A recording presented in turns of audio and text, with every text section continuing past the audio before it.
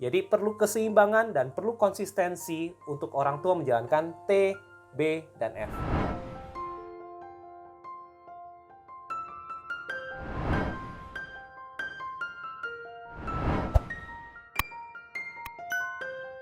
Konten negatif seperti konten kekerasan atau konten pornografi yang mungkin dikhawatirkan, permainan kekerasan.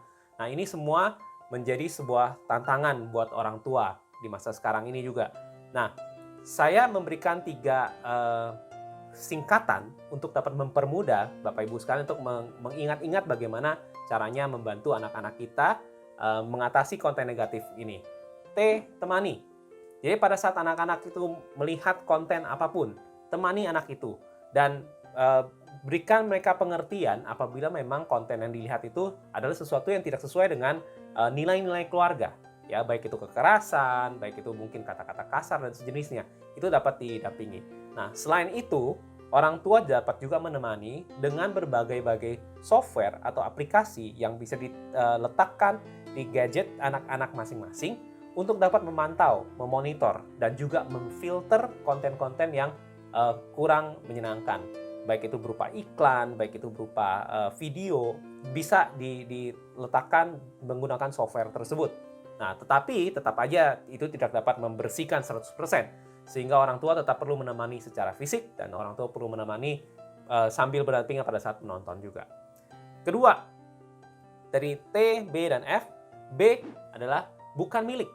Prinsip bukan milik ini orang tua bisa terapkan sejak anak kecil atau pertama kali menggunakan gadget, sehingga anak mengerti bahwa gadget itu bukan miliknya anak tersebut, tapi adalah milik orang tua yang dapat diambil sewaktu-waktu. Nah, semua software yang diinstal oleh orang tua di gadget anak-anak itu adalah izin orang tua, dan orang tua mempunyai hak untuk melakukan itu. Dan apapun yang anak-anak ingin install atau ingin pasang di gadget mereka, itu pun perlu melalui izin orang tua.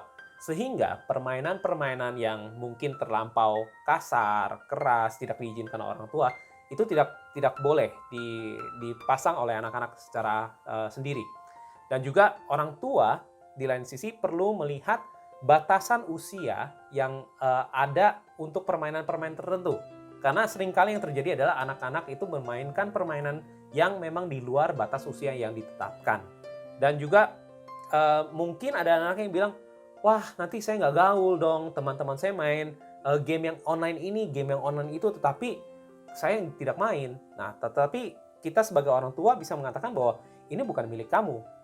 Dan kita keluarga mempunyai nilai tertentu yang kita bilang, ini belum di batas usia kamu. Kamu belum cocok main ini, dan karena itu bisa mungkin mengganggu pemikiran-pemikiran kamu, ya. Semoga itu juga membantu. Dan yang ketiga, F, ya, ini bisa dikompensasi dengan permainan-permainan fisik. Nah, kalau misalnya anak mengatakan, saya mau main board game, tapi saya nggak mau dengan orang tua, saya mau main dengan teman-teman. Oke, nah kita bisa juga memberikan sebuah mungkin kompensasi lah ya. Kita tidak bisa bermain online game misalnya, tetapi kita main board game secara online. Ya, kita mungkin bertemu dengan online, dengan internet, tapi kita bermain board game yang bisa sambil melihat dengan video kamera masing-masing. Ya, nah tentunya ini semua perlu diseimbangkan. Ya, jadi perlu keseimbangan dan perlu konsistensi untuk orang tua menjalankan T, B, dan F. Temani anak, bukan miliknya anak. Dan juga F, perbanyak kegiatan fisiknya anak. Ya, semoga hal ini dapat membantu Bapak Ibu sekalian untuk mendampingi anak dalam memakai teknologi.